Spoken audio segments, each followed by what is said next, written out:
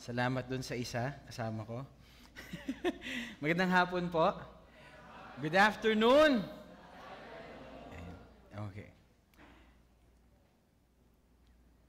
And let's dig into the Word of God po, and we thank the Lord for yung mga testimonies po ng mga kapatid na yun po yung marinig nyo. Actually, kung nag-notes po kayo kanina, may matutunan pa kayo sa kanila kasi yun po ay wisdom na.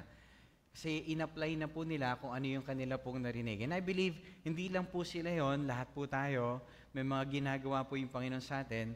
So at nung atin pong pagsunod dun sa anumang word na nare-receive po natin dito, lalo po dun sa series po natin no nakaraan, that every decision matter. Because we are the sum total of the decisions that we make. Ikaw ay ikaw ngayon base dun sa mga nakaraan mong desisyon. Amen? At kung ano yung ano ka sa susunod, bukas sa isang araw, ito yung nakabase kung ano yung mga desisyon na ginagawa mo ngayon. No, kaya po napakahalaga that we make the right decision. No, kaya po as your pastor po, andito po ko, ang nais ko po ay makatulong na tayo po lahat ay lumakad kung ano yung purpose ng Diyos. Hindi po tayo dito mag-please ng tao. Amen? No, kasi every time that we please people, parang nagkakaroon ng problema po bakit we are not doing our part. Kasi ang totoong focus po natin dito is not just to please si pastor o kaya yung cell member mo, kundi nandito tayo to please God. Amen? No, huwag niyong gagawin to kung gagawin niyo lang umattend kayo rito para kay pastor o kaya kay sa leader o kaya kay nanay, kay tatay. No, dahil in-invite ka nila mag-church. No, gawin mo to para sa Panginoon so that maging tama po yung lahat. Amen? No, kasi yung fear of God po yung dapat na meron tayo, hindi fear of man. No, though we we honor and respect men, we honor yung mga authorities, pero dapat po ang manatili sa atin yung pagkatakot natin sa Diyos. Right? No, yung surrender din, over control, hindi tayo mag-take ng control. We put our trust in the Lord. No, huwag tayo maging katulad ni Abraham at ni Sarai na pinangakuan ng Panginoon na gagawing malaking bansa, pero gumawa sila ng kanilang sariling pamamaraan. At dahil po doon hanggang ngayon, meron pong battle ang Israel. Hanggang ngayon po may digmaang dinaranas ang Israel. Amen? Yun po ay resulta ng kanilang maling desisyon. Kaya po napakahalaga ng bawat desisyon na ginagawa po natin. Hanggang ngayon po, yung desisyon ni Abraham at ni Sarah na yun na mali, no? Na ibigay si Hagar na maging partner po ni Abraham, magkaroon sila ng anak through Hagar, ay hanggang ngayon po naging problema po. Hanggang ngayon. Because doon po nanggaling yung Philistine nation. No? So tingnan po natin, yun po yung hanggang ngayon kalaban po ng Israel. Kaya po napakahalaga ng ating mga desisyon na gagawin. We need to take yung the pain of discipline ngayon kaysa yung pain ng regret. Amen? Mas masakit po yung totoo po yung nasa huli ang pagsisisi. Tama po ba? Kaya lang ang hirap po nun, masakit na nagsisi, doon tayo nasaktan. No? Masaya tayo ngayon, lungkot ka later. Pero yung malungkot ka na ngayon kasi nadidisiplina ka, masaya ka later. Amen? No, nagtipid ka ngayon, masaya ka later kasi meron kang na-save. Tama po ba? Or masaya ka ngayon, lungkot ka later kasi baon ka na sa utang. Are you listening, mga kapatid? No? Discipline ka ngayon, wala mo ng love life, aral muna. Susunod, nakatapos ka, nakaipon ka, yumaman ka, umayos ang buhay mo, nagawa mo yung pinagagawa ng Panginoon, grabe, kahit hindi ka ganun kagandahan, kagwapuhan, naghahanap sa iyo yung mga tao na, alam mo yun, sila na yung lumalapit sa iyo. Are you listening, mga kapatid? Or ngayon, hinanap mo na agad, naging tatay ka kaagad, naging nanay ka kaagad, kasi hindi nyo ako naintindihan. Di ba? Ano nangyari? Hindi ka nakatapos ng pag-aaral mo, o kung nakatapos ka man, nagbubuo ka na agad ng pamilya mo. Are you listening, mga kapatid? Andiyan pa po ba kayo? No. So, hindi magandang patotoo. No. At huli, pinag-usapan natin is important yung priority over pressure. So, isipin mo natin ano yung mahalaga. Kasi kesa malagay ka doon na magpaayos ka ng sasakyan mo, ipa-overhaul mo yung makina mo, ipagawa mo na yung maintenance muna. Mas mura po yung maintenance, yung magpa-change oil. Tama? maintenance check, kesa po magpaayos, magpapalit ng makina, magpa-overhaul. Tama po ba? Na yung makina mo hindi na ganun kaganda. Bakit? Kasi napabayaan natin yung tunay na mahalaga, kaya tayo nagkaroon ng pressure sa buhay. Ayaw naman ng Panginoon malagay tayo dyan kasi sabi ng Lord, come to me and I'll give you rest. Kaya lang problema, gusto natin ng rest, pero hindi tayo nag-come sa Panginoon. But, ang ganda ng mensahe po last time, kasi si Martha and Mary, sabi ng Lord, pinili raw ni Mary yung higit na mahalaga. At ang sabi ng Lord kay Martha, Martha, Martha, you are so worried and upset about many things. Tama? Because she was distracted. No? Tingnan mo yung katabi mo, focus ba? Tingnan mo yung katabi mo, baka nasa church na yan. May hawak na cellphone, baka nasa Facebook pa yan. Tignan mo kung nasaan yung katabi mo. Baka andito na lang sa church, distracted pa. Thank you, bro.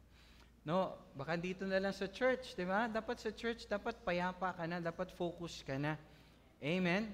No, dapat focus na tayo. Okay? So, tignan mo yung katabi mo, nagno-notes ba yan? Di ba? Kasi si Mary, umupo na, nakinig na kay Lord. I believe, nagte-take notes na, sinasabi ni Lord. Si Martha, busy, na-miss niya lahat ng sinasabi ni Lord. Bakit? Andun siya sa kusina. Mukhang busy, pero mukhang busy, di ba? Pwede kasi magmukhang busy tayo, pero ang tanong, masaya ba, Panginoon? Sino rito gusto mo, pasayahin mo talaga, Panginoon? Amen. Kasi sayang naman, pumunta ka ng church, hindi mo naman pala napasaya, Panginoon, sayang yung punta mo. Andiyan ba kayo? Sayang naman yung punta mo, pumunta ka na church, di mo naman napasaya yung Lord, ba't ka pa pumunta? Sayang lang yung get up mo, naligo ka pa, nagpabango ka pa, nagkilay ka pa, naglipstick ka pa, di ba? Nag-OOTD ka pa, di ba? Di ba? Namasahe ka pa, tapos di mo naman na-please ang Lord. Sayang naman. Sino rito, I believe po, no, mga taga-GUCCL, ayaw nating sayangin yung oras natin. Gusto natin lahat ng bagay na meron tayo, nagbibigay ng, alam mo, value. Amen? At ngayon po, nandito tayo, ang greatest value, mapasaya natin ang Diyos. Amen. No, kaya po napakahalaga, salamat doon sa 5 kasama ko. Amen. 5 lang gusto magpasaya kay Lord ngayon. Yung iba, bakit kayo nandito ngayon? Wala lang? Kasi na-invite ako, gusto kong pasayahin yun, nag-invite sa akin, mali pa rin eh. Because ang gusto nating pasayahin ay Panginoon dahil siya ang source. Ginamit lang yung katabi mo. Amen? No. Okay, salamat. Marami na yung kasama ko. Kaya isipin natin, ano yung mahalaga? Ang mahalaga, parang ganito, no? Ang dami mong inaral, ang dami mong achievements sa buhay, ang dami mong naipon, ang dami mong property. No? Pero pagdating mo naman sa Lord, sabi ng Lord, para saan? Di ba? Pero, okay, hindi ganun kadami achievements mo, of course, pero ginawa mo kung ano yung inutos ng Panginoon sa'yo, pagdating mo sa langit, approve ka sa Lord. Tama po ba? No, si Mary po kasi mukhang walang ginagawa kay Martha. Kasi ganun yun eh, no? Mukhang walang ginagawa si Mary, pero sa tingin ng Diyos, sino pasado? Sino ang may award? Si Mary. Because Mary did what is right. At hindi raw yun aalisin sa kanya. Amen? No po? Kaya mukhang pwede tayong mukhang busy, pero ang tanong po, nagbibigay ba tayo ng glory sa Diyos? That's a question, and that's a personal question. No po? Okay. At puntahan po natin to, our message for today, no po, meron lang po ako gusto, no, dinaanan lang po natin, di-recap natin yung series natin nakaraan. I'd like to give us this. Kasi alam niyo po, si Pastor, personally po, sa buhay ko, the greatest adventure, yan rito yung may mga greatest adventure ka. Yung greatest adventure mo, yung makapunta ako ng ganito, makaakyat ako ng bundok, o kaya maka-join ako sa marathon, di ba? Minsan yan yung tingin natin, yan yung mga greatest adventure natin, matuto ka ng bagong skill, makapag-put up ka ng bagong business, yan yung parang adventure sa'yo, di ba? Pagalitan ako ng nanay ko. Yung iba, adventure yan eh, di ba? No, pinagalitan ako ng nanay ko, nagalit sa akin yung asawa, kaya ko sa inyo, no? O kaya yung mag-asawa, totoo ba, adventure yung mag-asawa? Mga mag-asawa, dito po ba kayo?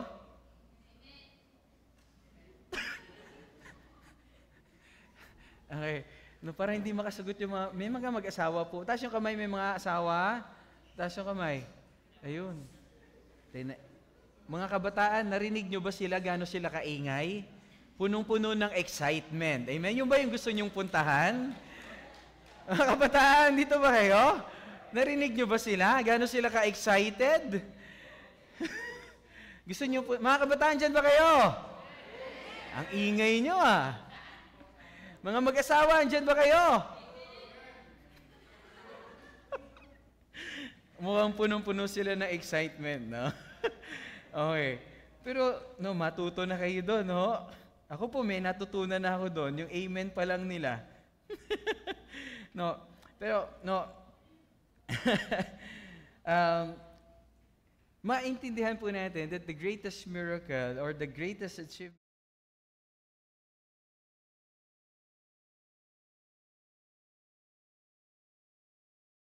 greatest adventure po, ako po personally si Pastor, ako po ay experience, marami po akong mga, marami po akong mga extracurricular noon. I know how to play billiards. No po, I know how to play badminton. Si Pastor po, palagi po akong nanalo sa badminton back then, way back no ako po ay high school. That's why, pinapili nila ako, gusto ko mag-varsity badminton or tennis, kasi po tennis talaga ang game ko sa labas. No, wala naman kasi tennis court sa school. So I choose, I'm a varsity player po ng lawn tennis. Okay, way back nung ako po ay high school. And ang dami po adventure na ginawa, daming tinikman ng mga bagay. But you know what? Nakita ko pa rin po, the greatest adventure, no, kasi nakakyat din po ako ng Mount Buntis. Sino rin po nakakyat ng Mount Buntis? Di ko po nakakyat yung tuktok, pero we've been hours walking sa Mount Buntis, no po, sa Maragondon. But I enjoy that. This is one of my adventure. I love going to the beach. I love vitamin C. Sino rito mahilig sa dagat? Di ba? No? Di ba? Okay, so I love fishing. Nag-fishing po si Pastor. Pero you know what? The greatest adventure that I had, no, was when I was serving the Lord. No, the greatest adventure that I had was when I was serving the Lord. No? And ngayon, if you are that person na, Pastor, I want to make that decision that I want to serve the Lord. Kasi to tell you po, kung sabihin yung mga kalukuhan, kasalanan, yung mga masasarap na, yun yung na-enjoy ngayon ng mga kabataan, I've been there. Pero to tell you, the greatest adventure of my life is when I came to know the Lord Jesus Christ. And the greatest adventure na ang buhay ko ay nung naglingkod na ako sa Kanya.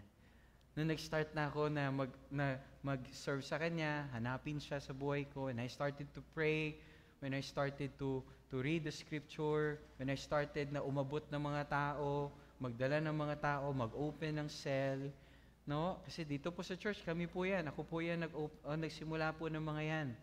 Lahat po nung ginagawa po natin dito, lahat po nung ginagawa sa inyo ng mga cell leader nyo, kami po yung una nagsimula po niyan. That was the start. And nakita ko po, that is the greatest adventure. Ang pinakamasarap po sa akin, nakita ko yung mga buhay no, na binago ng Panginoon. Yung mga kabataang dating pasaway, napapariwara ngayon po, matitino na po yung buhay nila.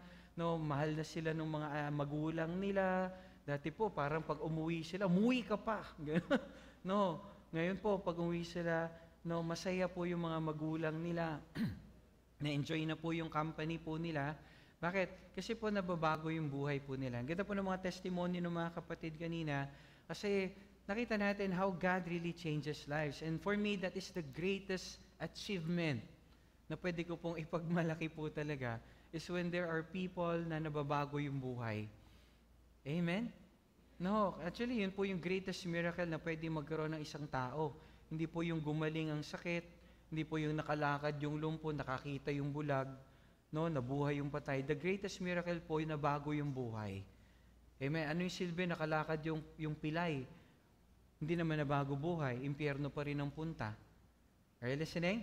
Nakakita nga yung bulag. Hindi naman nabago buhay. Kung ano-ano pa rin tinignan. Kung ano-ano pa rin pinapanood. Pumunta tuloy na impyerno.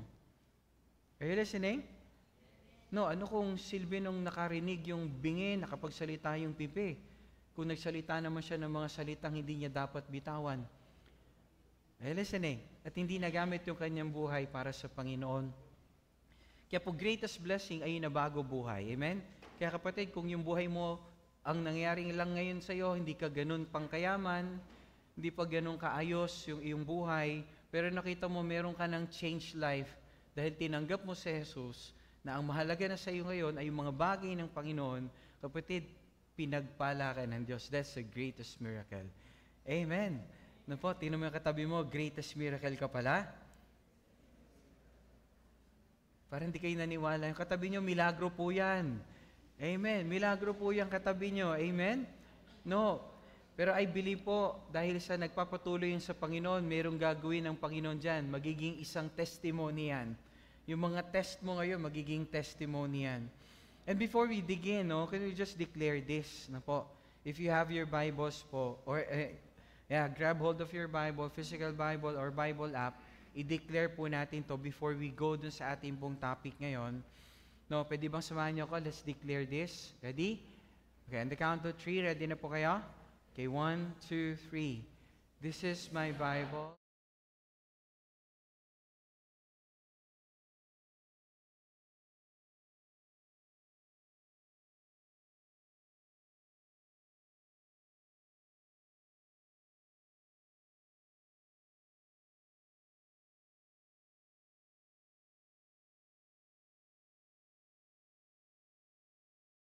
Amen. Father, we thank you sa umaga pong ito, sa araw po na ito.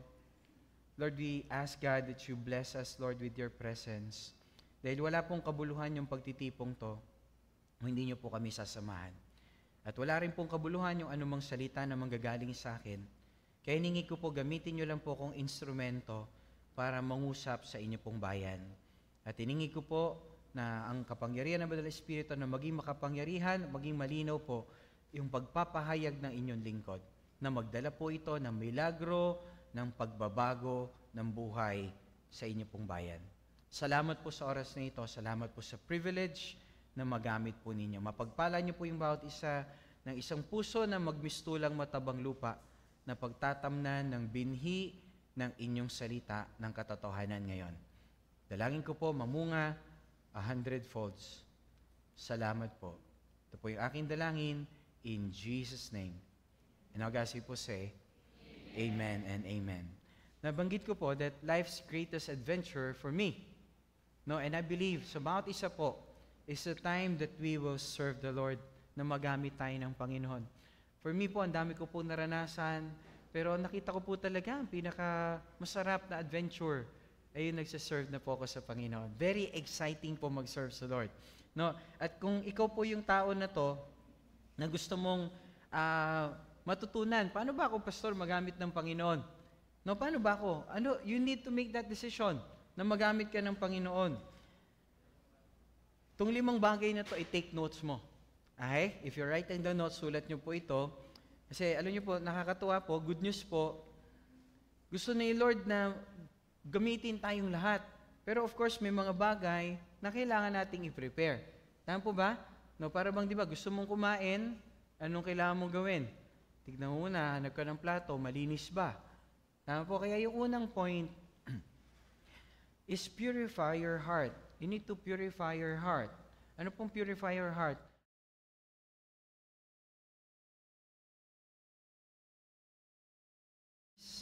Tama, sinurita po, kakain ka na sa kutsara, gagamitin mo kutsara marumi. Tapos platong marumi. Ha? Di ba po, gusto nyong kumain doon sa malinis? Tama po ba? No, bago natin gamitin uli, nililinis natin. So, ibig sabihin po, tayo ay magpapagamit sa Panginoon, napakahalaga po na yung buhay po natin ay malinis. Hindi po perfect, pero pure, holy. No, as I would like to quote this, God works through people with pure hearts.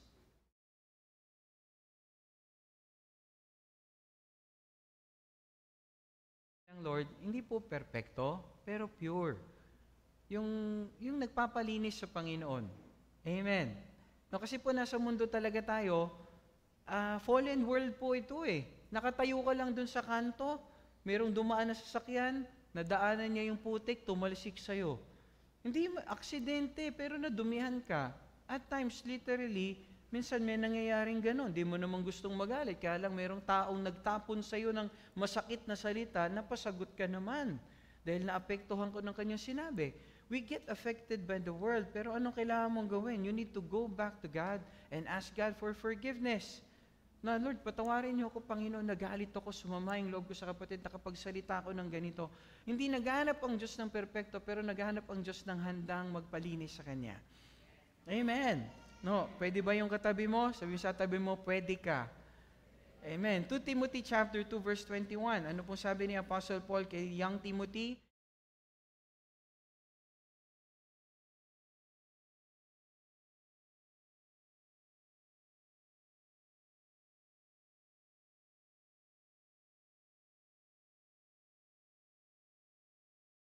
Sa honorable use, yung talagang kaaya-aya, kalugod-lugod.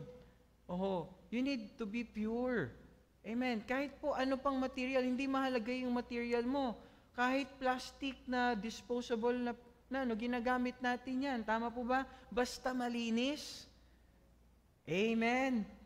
No, so ganun din, gagamitin tayo ng Lord para mag-feed naman ng iba. So kailangan malinis po tayo. Kailangan banal tayo. Sabi po rito, your life will be clean and you will be ready for the Master to use you for every good work. No, gagamitin. Basta ready ka lang pala yung heart mo. Handa, magpalinis ka sa Panginoon, pwede kang gamitin ni Lord. Kaya kung nagnanais ka na magpagamit sa Panginoon, kailangan ito, nangangailangan to ng malinis na puso. No? At para malinis tayo, Pastor, paano ako? Ang dami kong nagawang mali. Ang dami kong sabit, ang dami kong hang-ups, Pastor. Ano kailangan ko pong gawin? Ang kailangan mo lang, aminin mo na meron kang mali. Aminin mo na marumi ka. Aminin mo na nagkasala ka. Yun lang po yun. No, kasi bayad na po yung kasalanan natin. Bayad na yung kalinisan natin. Bayad na yung kaligtasan po natin. Ano sabi po ng 1 John chapter 1 verse 9? Sabi po ng Good News Translation, if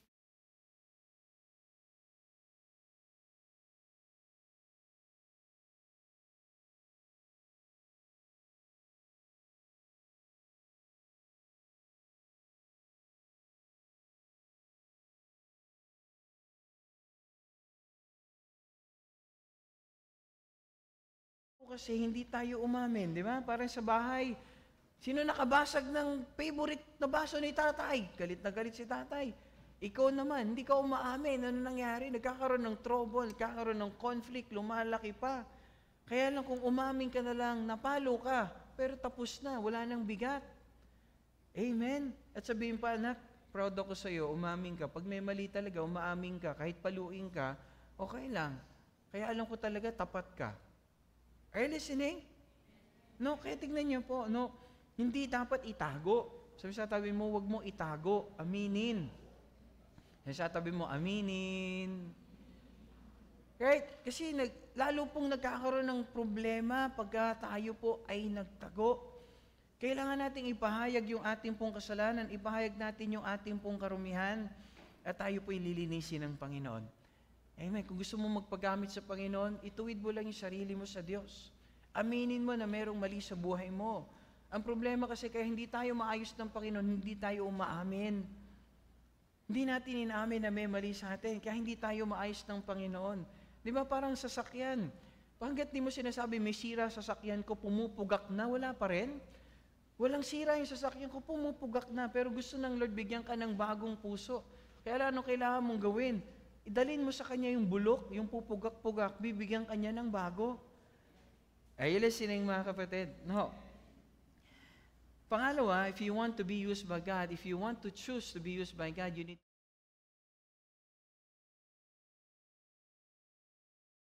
mali ka para malinis ka ng Panginoon.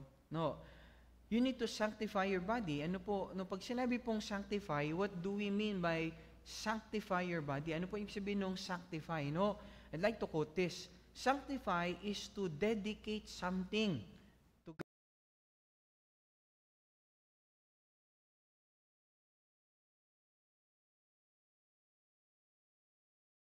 Nakapagbigay. Kanina po, nagbigay tayo, right? And that's a symbol na tayo po ay sacrifice sa Lord. Actually, sacrifice po sa atin yan. Pero hindi ko po alam kung paano po kayo naghandog sa Panginoon. No, kasi po every time that we give to the Lord, sacrifice po yan. Di ba? Sacrifice po yan. At pag nagbibigay po tayo sa Panginoon, gusto natin the best. Amen. No, sinarito, pag nagbibigay ka, ang bibigay mo ay yung mga pinakasira-sira, yung pinakapangit. No, yung mag-offer ako kay Lord, yung pinakamabantot na pera ko, yung pinakalukot na lukot, yung pinakaluma. Hindi ko po alam kung paano po tayo nagbigay kasi it will reflect our heart. No? Kasi alam niyo po, sabi po ng 1 Corinthians chapter 6 verse 19 to 20, ang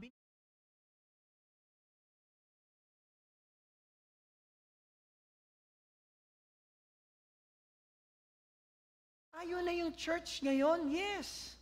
Ang church, ito po ay building, hindi po ito ang church. This is a church building. Pero ang tunay na church na binabanggit ng Biblia, ikaw. Ito yung tanong, saan mo dinadala yung katawan mo? Saan mo ginagamit yung katawan mo? Kung yung templo, yung katawan mo pala, templo ng Banal na Espiritu, ano mga pinapanood mo? Ano kinakain mo? Ano pinapasok mo dyan? Andyan ba kayo? Ano kinakain mo? Babantayan mo na ngayon. Bakit? Kasi yung katawan mo, templo ng Banal na Espiritu. Ako po, binabantayan ko na ngayon yung kinakain ko. Bakit? At times, kumakain ako kumakain ako at times, pero limited, very konti, matikmang ko lang, ayos na yon. Kasi alam ko, hindi yun para sa akin. Na at times. Pero yung mga hindi ko gustong kainin, yun yung kinakain ko ngayon. Kasi yung hindi ko gustong kainin, yun yung para sa akin. Yun yung makakatulong sa katawan ko because I want to live 100 years. I want to serve God long. Amen. Sino rito nag-dream ka 100 years ka mabuhay, maglingkod ka sa Diyos? You need to make that discipline. Yung ginagawa mo ba ngayon, pahahabain yung buhay mo? Andyan ba kayo? No, kaya hindi pwede kasalanan and you need to sanctify your body. Oh, tingnan niyo po ito. I'd like to quote this, no? Honor God with your body.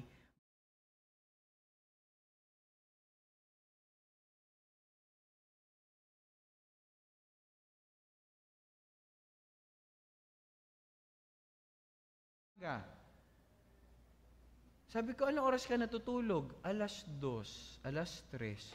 Asa ka pa, magising ka ng maaga? Kasi nagla-like pa ng mga post ko. Kasi makikita mo, di ba, yung nag-like, naglalagay naman ka ng oras ni like. 2:00, 1:00. Sabi ko, malamang, di talaga magising na umaga to para mag-devotion. Are you listening? Andyan pa ba kayo? Paano pa makakapagbasa ng Bible yun? Magpipray sa umaga. Puyat na puyat. Umaga na natulog. Nagets niyo, mga kapatid? Ano po? Okay. Sabi sa katabi mo, discipline talaga. No, discipline. You need to make that decision. No, take care of your body. Bigyan mo ng pahinga, tamang pahinga, exercise. Si pastor ngayon, nag-exercise ako. Bakit? I need to do that. I need to cut down din ng weight ko kasi bumigat ako ngayon, nag-lose ako ng weight. Hindi po bigla yun. Hindi po nung isang araw lang, bigla na akong pumayat. Hindi po. No. Dahan-dahan po yun, proseso po yun, na kumakain ako ng mga bagay na ayokong kainin. Kasi yung mga gusto kong kainin, yung mga triple cheese, 5 cheese, di ba? Creamy, saucy, fatty, fried, di ba? Mga liempo, chicharon, sarap, no? Pero ngayon di po, kain ako fried chicken. Kung kumain man ako fried chicken, tanggalin ko na yung balat. Laman lang kinakain ko, I remove all the meat, all the oil. At minsan lang po yun kung kumain ako. No, pero hindi na po ako kumain nun. Bawal na prutas, gulay. Okay ba? Diyan ba kayo? No, kung kumain ng meat, minsan family gathering, kain ka ng meat, pero you cut down dun sa mga hindi dapat sa'yo. Remove the fat. Okay po? No, fish pwede. Yan, fruits, vegetables, right? Kaya more of it, yung kinain ko ay salad. Sino ba rito mahilig sa salad? Hindi, di ba? Konti lang yan, di ba? Oo. No. At mahal pa po, di ba? Mahal pa ang salad. Pero yun po yung minsan kinain mo, and minsan di na mayo, i-cut down, vinaigrette na lang. Pastor, ano yung vinaigrette? Aralin nyo na lang. Okay? No, hindi kasi sikat yun. Ang popular, salad, mayonnaise, di ba? Salad dressing, di ba? Pero hindi na po yun. We cut down with that. Okay. Kaya tingnan nyo po, you need to keep your body, exercise, yung nutrition mo. Kasi this will give you more energy to serve Him. Kasi hindi ka lang mag-iingat ng buhay mo, banal, buhay ka spiritually, ingatan mo rin yung physical mo. Saan nag-i-engage yung physical mo? Baka mamaya dyan, meron pang bisyo. May payosi-yosi pa, pa-vape pang patago, pa-inom-inom pa on the side. Ha? Minsan lang naman po, pastor, pag may okasyon. Ha? Hello po? Di ba, nag-sanctify ka na ng buhay mo? Pastor, di ba, ano naman sa Bible, sila Jesus that time, they drink wine. Okay, ito yung tanong ko sa'yo. Does it give glory to God pa? Kung nakita ka, nakikiumpukan ka, nagiinuman pa kayo doon, no, makakatulong ka pa kaya na maka-invite ka ng mga people around you? Will they increase your testimony or your authority para makatulong talaga sa kanila to disciple them? Kung nandun ka rin nakiumpukan sa kanila? Are you listening, mga kapatid? Yeah, Jesus was identified pero wala pong in-associate sa kanya na drunkard po siya. Sumama po siya sa drunkard, pero hindi po siya naging drunk. Are you listening? No. Sumama po siya sa manginom, pero hindi po siya na-identify na manginginom. Kasi po, He sanctified His life. Amen? Sabi niya, kung pwede lang alisin niyo yung saro ng paghirap, pero wag yung kalooban ko, kundi yung kalooban niyo yung mangyari. Amen? Sabi sa tabi mo, sanctify your life. Kasi gusto kang gamitin ng Panginoon. Kaya lang, ang tanong, how do you keep your life pure? How do you keep your body sanctified for the Lord? No, kasi alam niyo po, iba po yung takot ka sa Diyos, iba yung may pagkatakot ka sa Diyos. Kasi yung takot ka sa Diyos, lalayo ka sa Diyos. Pero yung may pagkatakot ka sa Diyos, lalapit ka sa Diyos dahil natatakot ka na mahiwalay sa Kanya. Because you love Him, you honor Him, you respect Him. Ang problema kasi po, bakit may mga patagupang bisyo? Bakit? Hindi pa malinaw yung pagkatakot sa Diyos. Are you listening? Na, wala naman si pastor, wala naman si sa leader. Pwede. Bakit? Si Lord ba? Hindi ka nakikita? Are you listening? Kaya napakahalaga po, we need to have that fear of the Lord. Kasi pag malalim yung pagkatakot natin sa Diyos, maitatama po yung buhay po natin. Nasaan ka man, ano man ang pinapanood mo. Amen? No. Are you listening? And number 3, if you want to serve God, if you want to deserve this,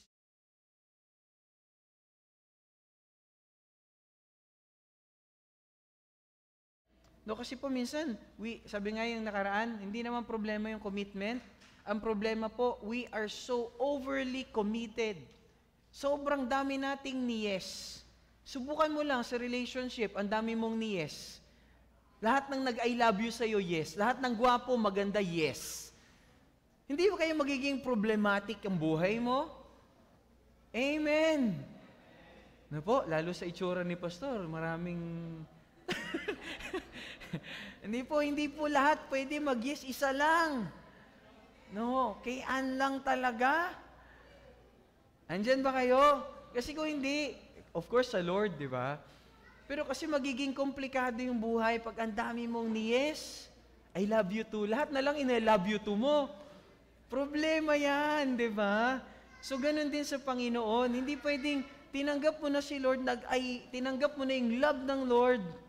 Tapos, ang dami mo pang niyes. Kaya nagiging complicated yung buhay. We live in a life na parang puro pressure. Tingnan niyo po, Hebrews 12:1.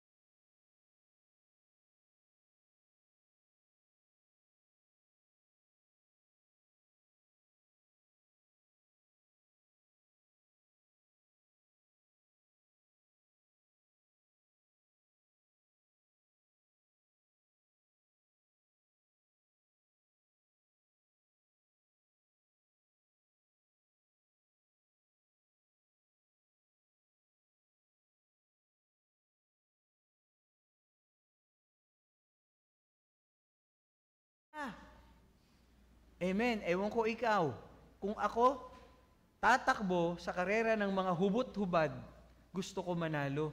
Ayokong kulelat ako. Bakit? Pag kulelat ka, ano makikita mo? Puro nakahubad yung kalaban mo eh. Amen? No, sa Asian Games.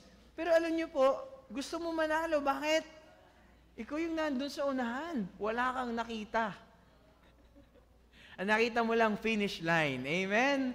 Tama. Pero kung kulelat ka, alam ko, wala ritong gusto mo makulelat ka sa takbuhan na yan. Yun yung sinasabi rito.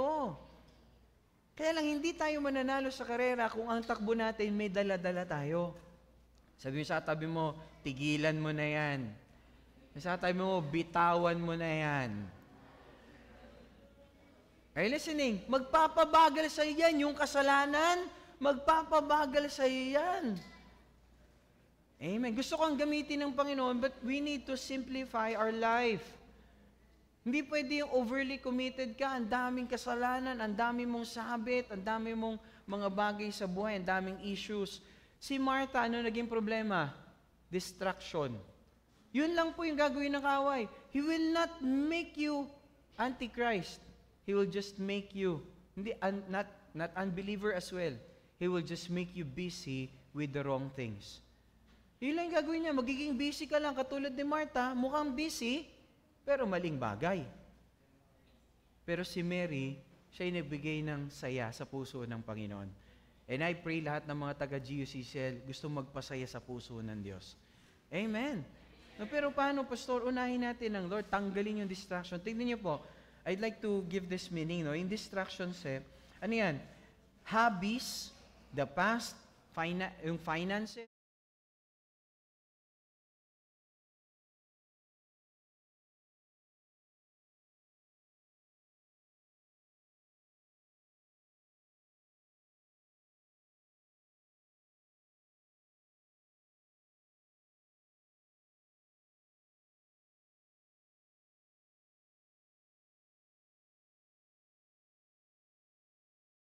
Diyos. Pangalawa, pamilya. Hindi siya pwedeng mauna sa Diyos. Okay? Pangalawa siya. Pero hindi rin mauna yung ministry dyan. Okay, Diyos muna, pamilya, tapos ministry.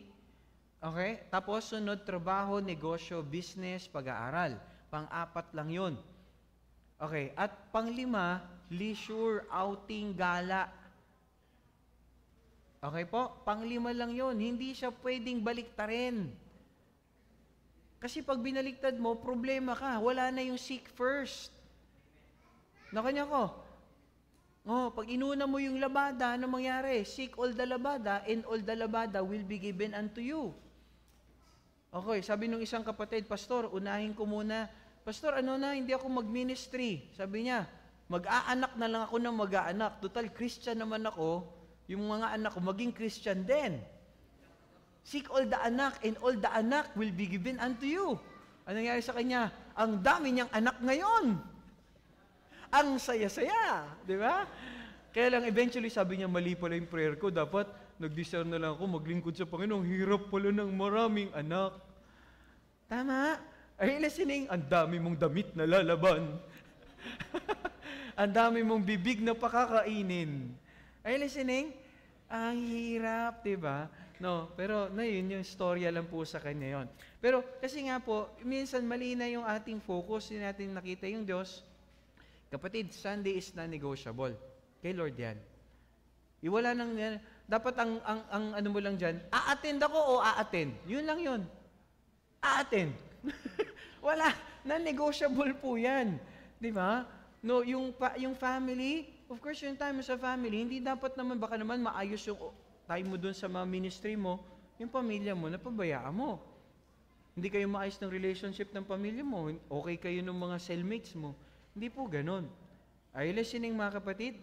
No? At, of course, yung trabaho, pang-apat lang po siya, negosyo, finances. Okay? Kung tawagin ka sa ministry, hindi trabaho. Hello po? Tama? Hindi mo ika-cancel yung Sunday, hindi ka pupunta kasi may project. Dahil may trabaho. Kaya ang advice ko sa inyo, kung hanap kayo ng trabaho, walang pasok ang Sabado at Linggo. Bakit, Pastor? Para may time ka naman mag-ministry ng Sabado. Talagang yun na lang yung time. Kaya pumili ka ng time sa Panginoon na yung time mo, hawak mo. Kumikita ka, pero hawak mo oras mo. No, kaya pinag-aaralan po natin yung mga bagay sa church, 'di ba? Kaya yung mga kaya po we go to places, we go to Butuan. No, by the way po, pray for us. No, at sa Monday po nasa Butuan po kami. Parang 9 days po kami doon. Okay, 9 days po kami. 8 days. Okay, sa Butuan. Tuesday na po yung balik namin. Okay? So, but yung mga kapatid, para 2 weeks po sila ron. 10 days po sila ron. 2 weeks na, tama. Kasi hanggang next week po sila. Okay? So, please pray. And ano man po itong ginagawa ng Panginoon to, ma-impart po sa kabuuan ng church. Yun po yung desire ni Pastor. Amen? Kasi gusto ko po lahat tayo, magmamanage tayo ng mga sarili po natin, mga businesses. Okay po ba yun? Na pag tinawag tayo ng Panginoon, pwede natin i-close yung business natin dahil tinatawag ako ni Lord. Amen? Desire ba ni yung pag sinabi ni Pastor Cesar, punta tayo Bogota. Sino ito gusto punta ng Bogota rin? Conference. Ha? Okay, doon sa Bogota, kaya Pastor Cesar. Okay, punta sa Singapore naman, Asian Conference, kaya Pastor Lawrence Kong.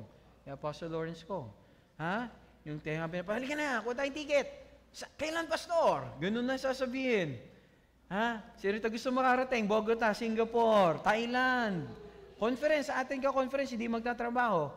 Kasi God has blessed you so much dito pa lang sa Pilipinas. Sino rin nagdi-desire? Wala. Paano ka dadalhin ni Lord yun? Taas pa lang ng kamay, di mo magawa. Taas yung kamay, gusto pumunta.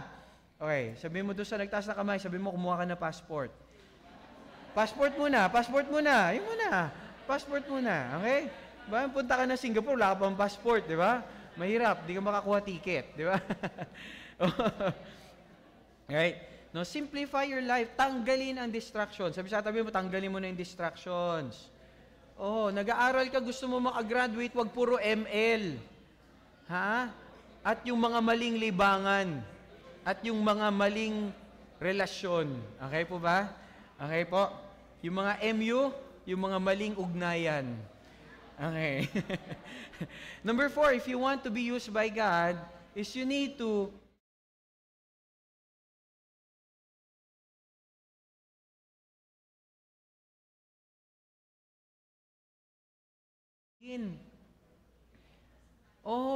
si Lord nagbibigay ng resources Nagbigay siya ng puno. Tama? Nagbigay siya ng panggatong. Sino magpapasilab ng panggatong? Tayo. Sabi nga sa Old Testament po, yung mga Levites po, sila ang may responsibility, lalo po yung mga saserdote, mga priests that time, sila ang magkikip ng fire burning. Listening? Keep the fire burning. At yung mag-aalis ng abo, alam niyo po yung abo, resulta to ng mga nakaraan nating apoy. Kaya kung namumuhay ka pa ngayon sa nakaraang apoy, you need to keep your fire burning again. Kasi tinatanggal na yung abo, meron ba nag-ihaw dyan, hinayaan mo yung abo? Anong gagawin ng abo dun sa bago mong apoy? Papatayin niya kasi dry na siya. Okay po ba yun? Kaya tinatanggal mo yung luma mong tagumpay, at papalitan mo ito ngayon ng bagong panggatong at bagong apoy. At tayo mag-take ng responsibility yan. That's why we pray every day. That's why we read the Word of God every day. That's why we worship the Lord every day. Amen. And that's our responsibility. No, na magpatibayin, patatagin, palalimin yung ating pananampalataya. Okay, I'd like to quote this. Building your faith is something only you can do.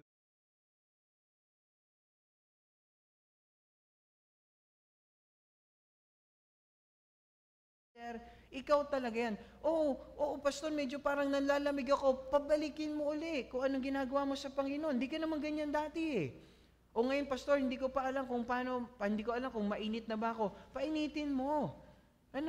You pray, you seek God.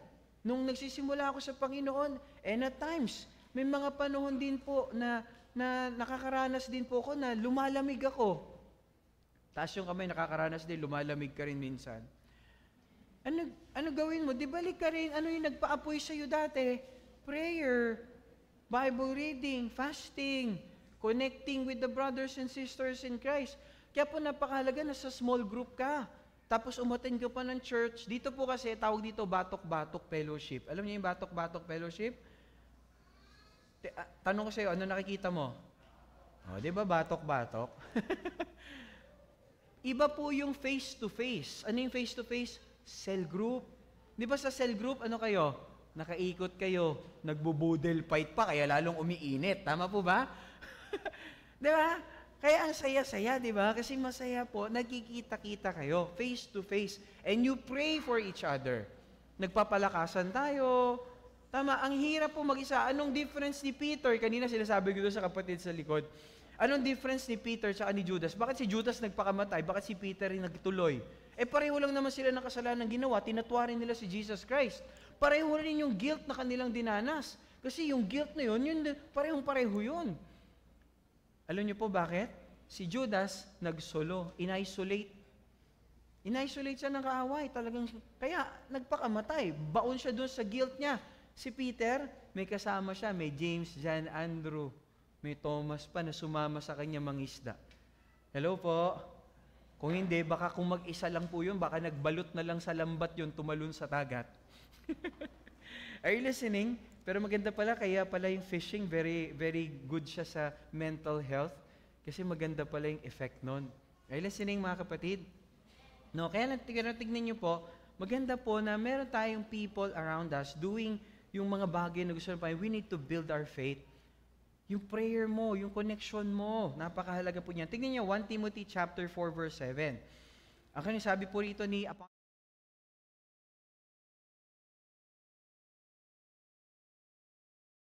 of keeping spiritually fit. Kapatid, hindi automatic na si pastor nag-lose ng weight. O nag-exercise ako, wala pang muscle na talagang lumalabas. Dahil ba pumunta ka ng gym isang beses, naging macho ka na o pumayat ka na? Hindi. You need to have that constant na yung repetition, tama, nung exercise na ginagawa mo. Kahit na mukhang walang nangyayari dyan, pero through time, magugulat ka, you develop your muscles. Same with faith. Tama? Gusto mong lumakas, gusto mong uminit, pinapalakas mo dapat yan. No, you pray every day, you wake up early, you pray, you seek God, binabasa mo yung Word of God, nagko-connect ka sa cell group, nagte-training ka pa. By the way, dito, alam niyo po, I'm so proud with our leaders. Masayang-masaya po ako sa mga leaders natin. Bakit? Grabe, biruin mo paglinggo po, full pack po yan sila. Bakit? 2 services, most of them umattend 2 service. Taas yung kamay dito, 2 service in-attendan mo, taas. Taas kamay, hanggang ngayon. Ayun, tinan nyo. Most of them. Okay, pero yung iba po, no, mamaya babalik kasi may training pa uli. After nito, may training pa. Hello? Pero kaninang tanghali po, after lunch, nag-training rin kami. Hello po. Na, umaga nandito na, nag-training ng after lunch. Ngayon nandito po sa worship, mamayang hapon. After nito, may training pa uli. Ang uwi po nun, gabi na. Pwede nyo bang palakpakan ng Panginoon sa buhay ng mga leaders natin? Grabe. Oo. Bakit?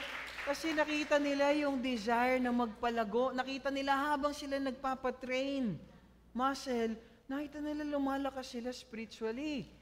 Bakit? No, yung iba, pastor, nanlalamig ako. Ang tanong, may pinapainit ka ba? Pastor, nanghihina ako. Ang tanong, may pinapalakas ka ba? Hello po mga kapatid. Alam niyo po ba yung muscle pag hindi mo ginamit, lumiliit? Kaya po, di ba yung mga na-polio, na-affect yung muscle nila, bakit lumiliit? Kasi hindi na nila nagagamit. Hindi po yung lumiit, hindi talaga yung maliit, lumiit kasi hindi po nagagamit. Same with our spiritual muscles. Kailangan mong gamitin so that lumaki, lumakas. Amen. Sino rito gusto mo umapoy, gusto mo mag-init? Painitin mo. Sino ito gusto mo lumakas? Palakasin mo. Are you listening, mga kapatid? No, and it is our part. Si Lord nagbibigay ng resources, tayo ang gagawa na magkaroon ng apo yun. Amen. No, yung puno para maging bahay, tayo nagagawa ron. Yung puno para maging papel, tayo pa rin gagawa nun. Pero si Lord nagbibigay ng resources, gamitin natin. May Bible na tayo, mapalad tayo sa panahon natin ngayon. May pastor ka pa, may cell leader ka pa, may Holy Spirit pa. Ewan ko na lang pagka, no? Alam mo yun, sa panahon natin ngayon, gamitin na lang po natin. Are you listening mga kapatid? Diyan pa ba kayo? And if you want to be used by God, you need to fortify your faith. You need to patibayin natin, patatagin natin. Okay. Next, no, I'd like to quote this. You strengthen your faith by doing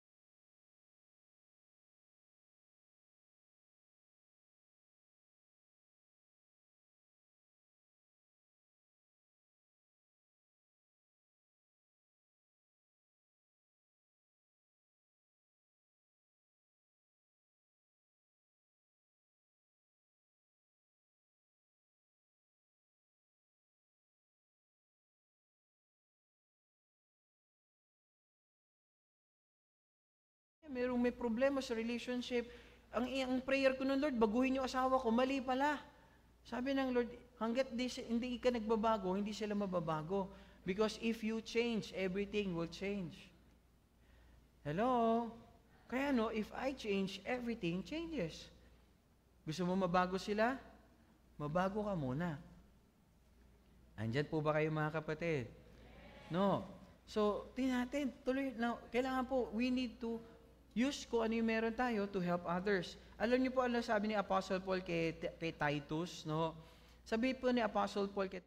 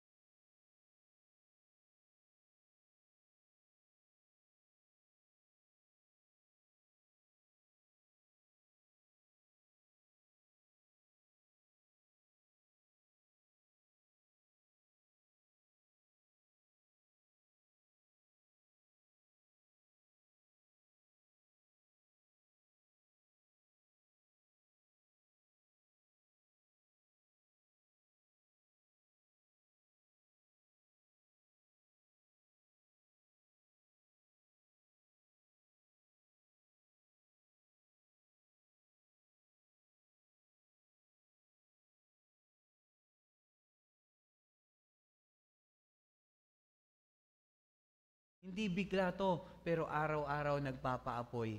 Araw-araw naghahanap ng pag-ibig ng Panginoon. Araw-araw umaasa sa Diyos. At nagnanais na kung ano yung alam nila, ibahagi din nila sa iba. Andiyan pa ba kayo? Shall we pray? Let's bow our heads, let's pray. Let's close our eyes. And let's come to the Lord. Hindi ko alam kung paano nangusap sa iyo itong word na to, pero kung nandito ka ngayon, you decide na, Lord, I want to serve you. If you're that person na, Lord, I want, ngayon, gusto ko gamitin niyo ako, Panginoon. Lord, hindi ako perfect, but I know, God, wala namang perfect na ginamit kayo sa Bible. Ang hinahanap niyo lang tao na nagdanais magpagamit sa inyo. Nagnanais mamuhay para sa inyo.